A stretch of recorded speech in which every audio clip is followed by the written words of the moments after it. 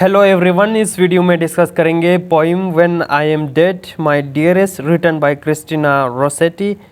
Aldous मैंने writer को भी डिस्कस किया हुआ था और ये पोइम भी पहले डिस्कस किया हुआ था। आप वो देख सकते हैं, जब मैं पढ़ रहा था रोमांटिक पोइट्री उसमें ये कोर्स इंक्लूड था, ये पोइम इंक्लूड था, तो उसमें मैंने डिस्कस किया हुआ था। अभी दोबारा से कर रहा हूँ जब हम पढ़ते हैं वुमेंस राइटिंग को। सो क्रिस्टीना रोसेटी के बारे में ये है कि वो रिलीजियस पोइट्री लिखती है। वो ख़ुद भी एक रिलीजियस ख़ातून थी, चर्च के अंदर इनके सर्विसेज है।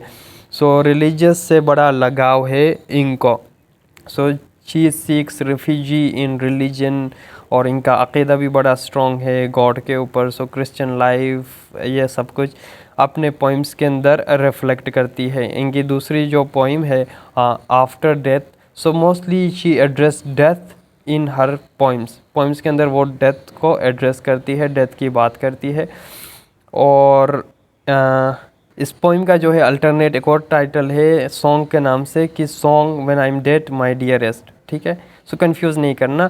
सो पोइम को डिस्कस करते हैं लाइन बाय लाइन, जिसमें राइटर पोइट बिगन नरेटर जो है स्पीकर ऑफ द पोइम शुरू करती है, कहती है When I am dead, my dearest, sing no sad songs for me। सो अक्सर यही हमारी रिवाज रही है कि जो लोग ज़िंदा होते हैं तभी तो उनकी कदर नहीं होती, और जब मर जाते हैं तो हम उनके गुण गाने लगते हैं, उनकी तारीफ़ें करने लगते हैं, उनके लिए सैड सॉन्ग्स गाते हैं, उनके लिए मौन करते हैं। सैड सॉन्ग गाने का ये मतलब है कि मौन करना, उनके लिए मातम करना। सो डियरेस्ट जो है यहाँ पे कोई भी बिलाउट हो सकता है, फैमिली मेम्बर हो सकता है, उनसे एड्रेस करते हुए कहती है जब मैं मर जाऊँ तो मेरे लिए मौन ना करना, सैड सॉन्ग्स ना करना मेरे लिए। कह रही है plant thou no roses at my head, यानी हेड मीन्स ग्रेव, मेरे ग्रेव पर भी रोजेज ग्रो करने की ज़रूरत नहीं है, नहीं करना।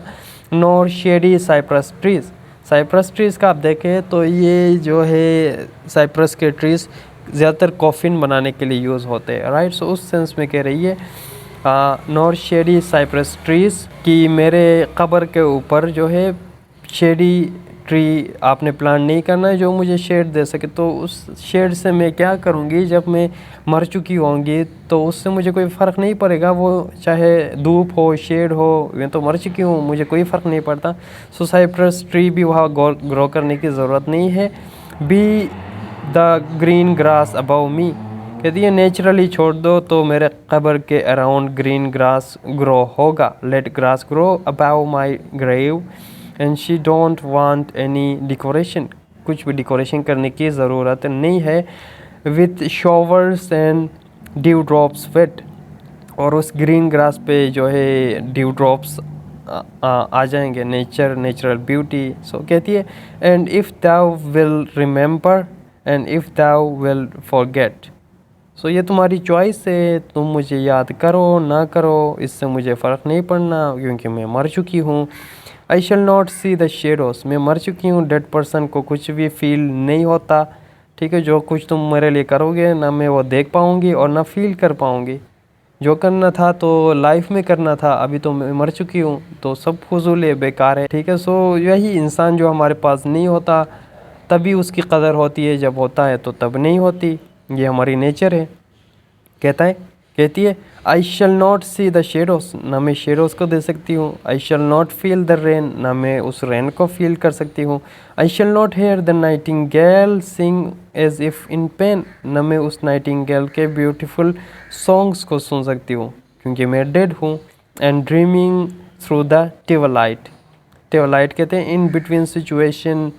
सो ट्विलाइट उस सेंस में, ट्विलाइट वैसे तो वही जिसमें डाउन एंड डस्क का जो टाइम होता है सनसेट का, ठीक है, ना दिन होती है ना रात होती है। Situation of sadness and happiness mix up हुए हैं। That though nor rise nor set, यही ट्विलाइट को। हैप्पली यानी परहैप्स, ठीक है, परहैप्स आई मे रिमेंबर और perhaps I may forget. So बहुत ही सिंपल पोइम था and this is all about this poem. Thank you for watching this video.